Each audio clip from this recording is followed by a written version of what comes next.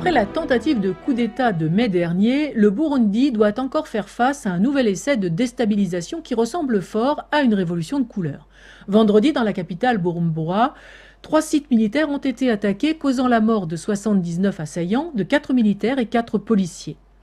Ces émeutes sanglantes trouveraient leur source dans la volonté du président Pierre Nkurunziza de briguer un 3e mandat alors que la Constitution n'en permet actuellement que 2.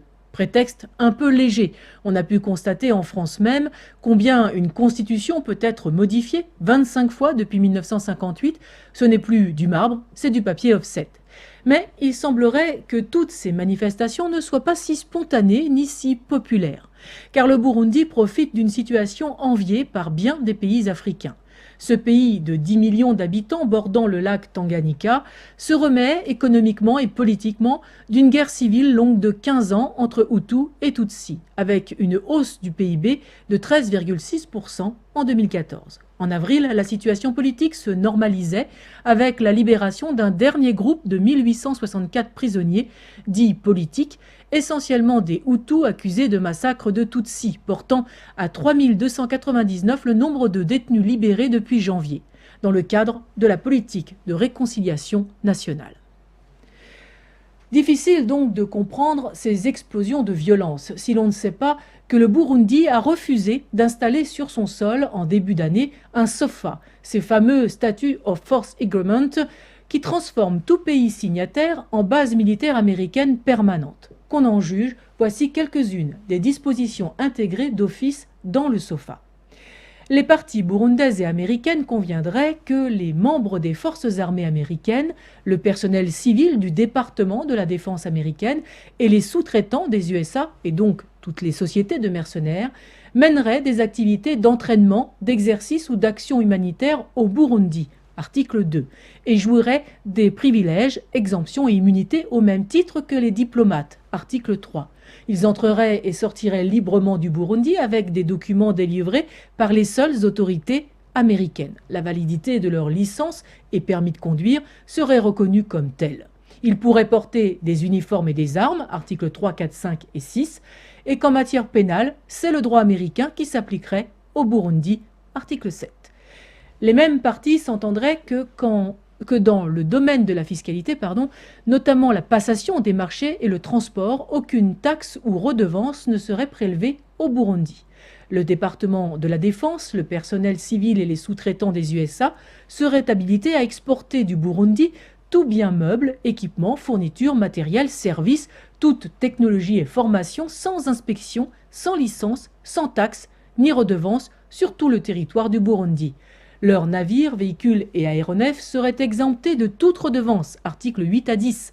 La passation des marchés serait conforme au droit américain, article 11, avec usage libre des infrastructures burundaises, ports, aéroports, terrains d'entraînement et dépôts, article 12.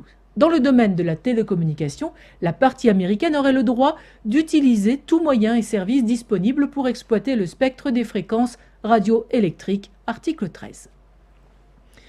Comme on peut le constater, c'est ni plus ni moins qu'une colonisation forcée visant à transformer le Burundi en porte-avions américain au cœur de l'Afrique, juste aux frontières de pays stratégiques et de richesses minières convoités comme le Rwanda, la République démocratique du Congo ou encore la Tanzanie. Les autorités du Burundi, le président Pierre Nkurunziza en tête, ont rejeté l'accord car, je cite, « la mise en application de ces dispositions remettrait en cause des pans entiers de l'indépendance, de la souveraineté nationale, de la sécurité intérieure et de l'économie de la République du Burundi ».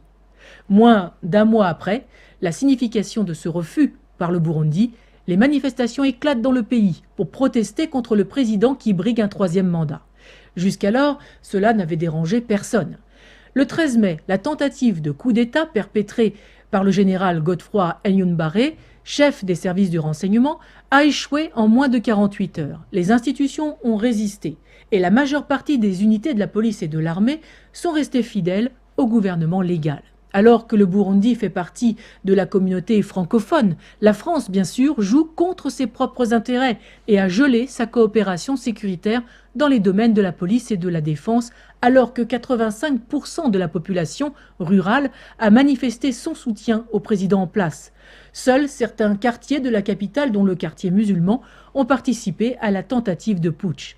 Pourtant, toutes les chancelleries occidentales suivent le département d'État américain et font porter la responsabilité des violences au gouvernement de Nkurunziza. Cela fait donc la troisième fois que le président Nkurunziza résiste aux appétits géopolitiques américains. C'est la troisième fois qu'ils prouvent qu'ils peuvent être contrés non seulement par les autres superpuissances comme la Russie ou la Chine, mais également par les petits États pour peu que leur société soit soudée, ethniquement homogène et que leurs élites aient la volonté de résister au nouvel ordre mondial. C'est un échec cinglant et sanglant pour la CIA. La presse occidentale a exploité les attaques de vendredi pour tenter de déstabiliser le gouvernement en affirmant que l'armée aurait abattu des adolescents désarmés commettant un massacre sans nom. Mais pas une photo ne confirme les faits, pas un témoignage n'accrédite cette version des faits. Un peu comme les morts de la place Maïdan, dont l'autopsie révélera qu'ils ont été tués d'une balle dans le dos tirée de leur propre camp. Il n'est pas sûr que cette troisième tentative soit couronnée de plus de succès que les précédentes, et il semblerait que le Burundi ne sera pas une base opérationnelle franchisée américaine tant que le président Nkurunziza sera aux commandes. Le Parti de la France rappelle son attachement au principe de souveraineté de chaque nation, y compris pour les nations africaines. Il faut que cesse le pillage des ressources africaines par des multinationales qui s'octroient des richesses à coup d'État, lancent des millions d'Africains dans le mirage mortifère de l'immigration vers l'Europe pour mieux faire baisser les salaires des ouvriers européens. La diplomatie française doit reconnaître la légalité du gouvernement du Burundi et lui apporter l'aide nécessaire au rétablissement de la sécurité et de la justice, conformément aux accords de défense que nous avons conclus avec ce pays francophone.